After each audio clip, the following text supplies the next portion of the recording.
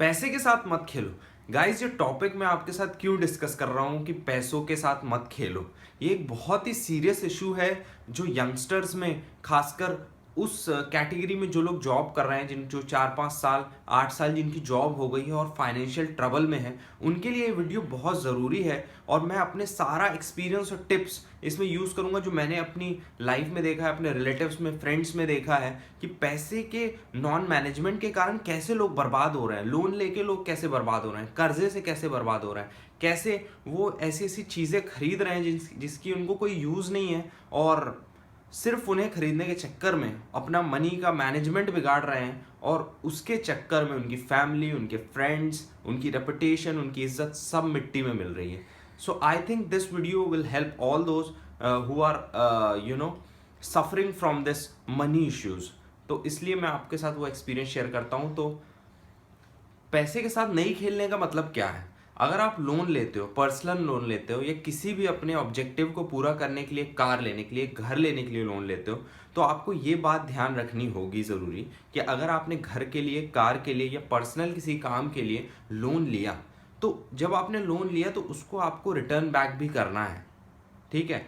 ऐसा नहीं है वो पैसा आपका नहीं था, वो पैसा बैंक ने आपको दिया है कुछ ऑब्जेक्टिव को पूरा करने के लिए, जिसको आपको उसे लौटाना है एक सर्टेन टाइम पीरियड में।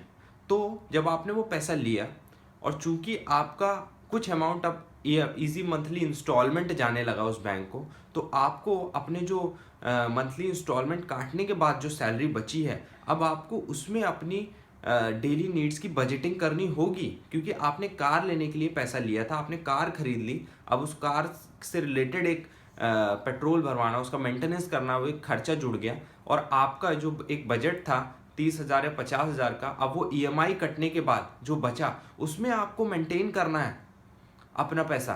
तो इसलिए अब आपको अपने जो जो खर्चे थे उसको थोड़ा सा कम करना पड़ेगा, इसको मैनेज करना पड़ेगा। और ये सारी चीज़ें आपको तब समझ में आएंगी जब आप फाइनेंशियल चीज़ों के बारे में पढ़ोगे, मनी रिलेटेड चीज़ों के बारे में पढ़ोगे। ये बहुत ही सीरियस इशू है, और अगर आप ये नहीं करते हो तो, और अपनी इसी तरीके से अपनी स्पेंडिंग जारी रखते हो, कार ले लेते हो, घर ले लेते हो, फिर उसके बाद आईफोन ले लेते हो, उसके बाद आप घर के लिए कोई महंगा फर्नीचर ले लेते हो, मम्मी पापा अगर आते हैं तो उनको आप घुमाने ले जाते हो और उस पर स्पेंड करते हो, अपनी वाइफ को भी आप घुमाने ले जाते हो, स्पेंड कर देते हो। और अगर आप अपने एक्सपेंसेस को कंट्रोल नहीं करते और इसी तरीके से आप लोन्स, क्रेडिट कार्ड्स का यूज़ करते रहते हो, तो वो फिर दिन दूर नहीं रहता जब गाड़ी इतनी दूर निकल जाती है कि फिर उसका लौटना मुश्किल है। क्योंकि ये मनी रिलेटेड इश्यूज़ क्या हैं? मनी रिलेटेड इश्यूज़ ये हैं कि जितना आप इनकम प्रोड्यूस नहीं कर रहे थे, जितनी आपकी मंथली इनकम नहीं थी, उससे ज़्यादा आपने बाहर से पैसा ले लिया, उतना ज़्यादा आपने लोन ले लिया, अपना कर्जा ले लिया, अपने ऊपर बढ़ा लिया, और मंथली तो आपको वो पैसा देना है, क्योंकि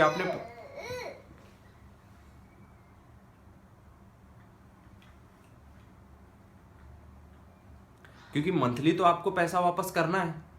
लेकिन आपकी इनकम ही नहीं है उतनी। आपको मंथली 30 से 35 हज़ार रुपये बैंक्स को देना है, और आपकी इनकम 40 हज़ार रुपये। तो अब उस 5 हज़ार में कैसे होगा गुजारा? अब 5 हज़ार में गुजारा नहीं होगा तो आप दोस्तों से लोगे, रिलेटिव से लोगे, अपनी प्रॉपर्टी बेचोगे, अपनी ज्वेलरी बेचोगे, गोल्ड बेचोगे, और लाइफस्टाइल को चेंज नहीं करोगे।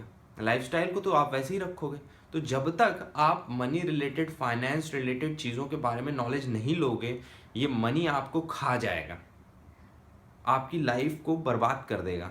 तो ये जितने भी लोग ये वीडियोस देख रहे हैं, मैं चाहता हूँ कि आप मनी रिलेटेड इश्यूज़ को बहुत सीरियसली लें, लोन्स को बहुत सीरियसली लें, क्रेडिट कार्ड को बहुत सीरियसली लें, क्योंकि अगर आपने इसको मैनेज नहीं किया तो आने वाले टाइम में ये बहुत बड़ी प्रॉब्लम बन के आपकी लाइफ में निकलेगा, और फिर उससे पार पाना बहुत मुश्किल होता है। Believe me, because I have seen these troubles in the families. चाहे आप जितना पैसा कमाते हो, लेकिन अगर आप अपने एक्सपेंसेस को मैनेज नहीं करोगे, फाइनेंस को मैनेज नहीं करोगे, तो वो दिन दूर नहीं है कि आप बर्बाद हो जाओगे। और अगर आपने फाइनेंस को डील करना सीख लिया तो उसके बाद बाकी चीज़ें तो रिजॉल्व हो ही जाती हैं यार।